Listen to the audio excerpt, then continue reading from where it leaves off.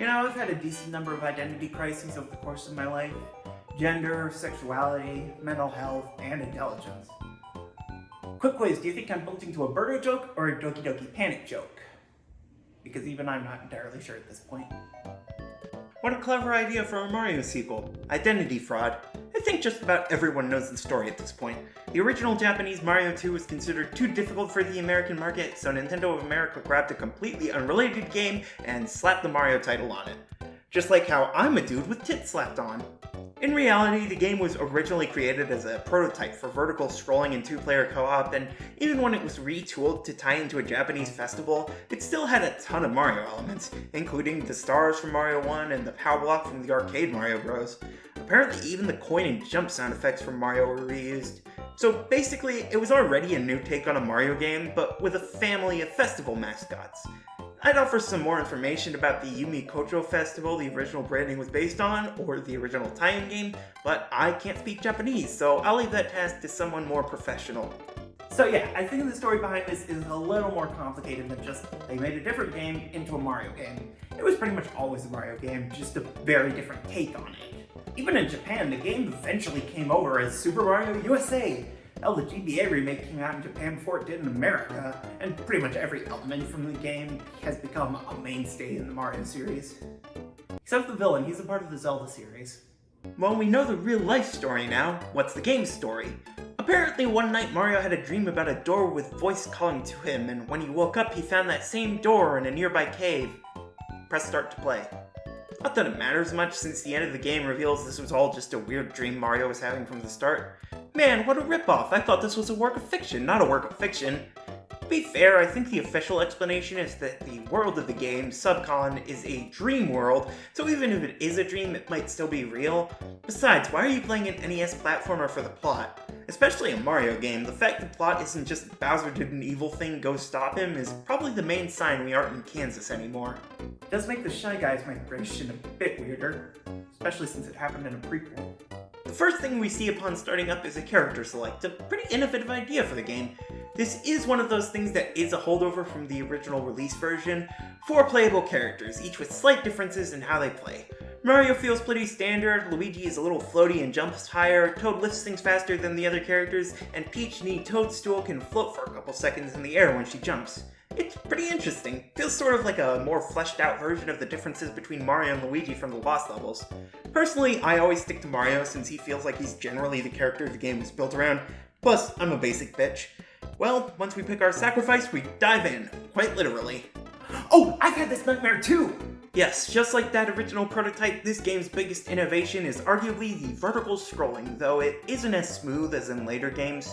Generally, the level either sticks to one screen that jerks up or down with your player character, kind of like Zelda 1, or smooth horizontal scrolling that sat in a specific vertical plane, like Super Mario Bros. 1. You can't really move in all 4 directions as smoothly as you'd want, but hey, we can move back to the left, plus if we were scrolling vertically, we can loop around through the left and right edges of the screen, like to the arcade Mario Bros. The game really does feel like a progression of the previous Mario games, while also doing its own weird things, and that extends into the basic gameplay. Ever walk on an enemy's back? Once in junior high, I got suspended for it. Probably the most unique feature of Mario 2 is that jumping on enemies doesn't hurt them. Instead, to damage enemies, you can either pick them up or throw something at them. Yes, the game is based around pulling things up, either out of the ground or just up off the floor. It works fairly well. Since you can lift up most enemies themselves, you're not at risk of running out of ammo.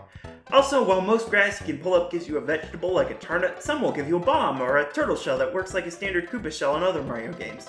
Some will even give you a potion that can open a magic door, taking you to subspace. This is kind of a cool idea. Plucking grass here gives you coins to earn extra lives, and some areas of subspace have mushrooms which give you an extra hit point.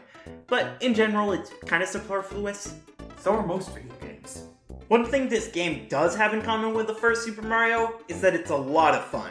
I seriously love this game. Sure, there were a few moments of frustration, but usually I just needed to figure out what the game wanted me to do. In general, the game is so well designed, especially compared to the Japanese Mario 2. Each level is incredibly well built, pushing you to keep going forward and play through the whole thing. Admittedly, the game doesn't have a ton of levels. There are only 20 in all, with the first 6 worlds having 3 levels and the final and 7th having 2. But hey, each level is longer than previous Mario levels, and we don't have a timer pushing us to rush through, which is cool. And hey, you only have to play through once to fully beat the game, unlike lost levels, or Doki Doki Panic for that matter. Because the festival deserved it. Plus, this game has so much of its own quirky charm. The bird on a flying carpet ducking down into jars like they were pipes, the final boss is Giant King Frog. It's all weird, but that kind of adds to its charm. I really enjoyed this game. I honestly think it's more the real sequel to Super Mario Bros. Than the Lost Levels ever were. Lost Levels feels like that title fits more like it's cut levels from Mario 1 rather than being its own game. Super Mario Bros. 2 is its own game though, and it's so much fun to play through. Even nowadays, it's a very unique game in the series. It took until 3D World until different playing characters were reintroduced in an original game, and the game's emphasis on vertical design is very rare in the series as a whole. Hell, it's still the only game where you can ride on every enemy in the game, outside of the power-up in Mario Maker 2. I honestly enjoyed it more than I did the original Super Mario Bros., though I think it's a little less replayable than that game. There are some warps in subspace, but they're a lot harder to find than the warp zones in Mario 1, and I think it's a bit more fun to play the whole game in one go. Still, I love playing the game, and I'm more than willing to give it another go around once I'm done with the other dozen Mario games.